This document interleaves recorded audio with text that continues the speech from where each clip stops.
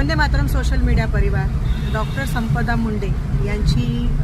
ज्या पद्धतीनं संशयास्पद हत्या की आत्महत्या जो प्रकार घडलेला आहे त्याची इन्व्हेस्टिगेशन असेल, त्याची चौकशी असेल किंवा त्याच्यावर कुठली कारवाई होत असेल तर एवढ्या गंभीर प्रश्नाबाबत ज्या पद्धतीनं राज्याचे मुख्यमंत्री तथा गृहमंत्री व्यक्त होत आहेत तर ते एक सामान्य जनता म्हणून नक्कीच एक वेदनादायी आहे आणि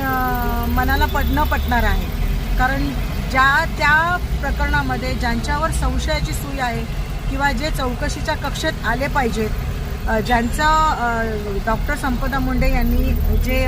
पत्र लिहिलं होतं त्या पत्रामध्ये ज्या लोकांची नावं लिहिली होती, त्यांच्या सुसाईड नोटमध्ये ज्या लोकांची नावं आहेत ते चौकशीच्या कक्षेत न घेता त्यातल्या काही लोकांवर एक थातूरमातूर कारवाई करून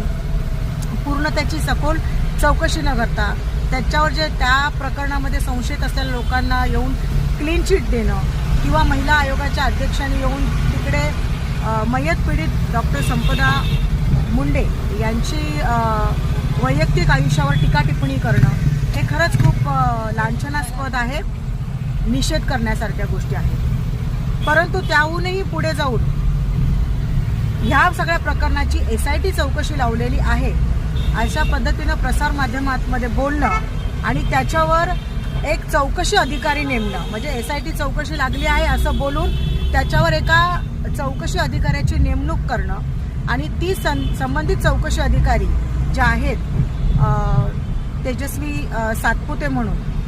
त्यांचा एक ट्रॅक रेकॉर्ड आहे। तो ट्रॅक रेकॉर्ड हा पोलिसांना मदत करणारा आहे, पोलीस आरोपी जे आहेत त्यांना मदत करणारा त्यांचा ट्रॅक रेकॉर्ड आहे। असे काही प्रकरणं आम्ही स्वतः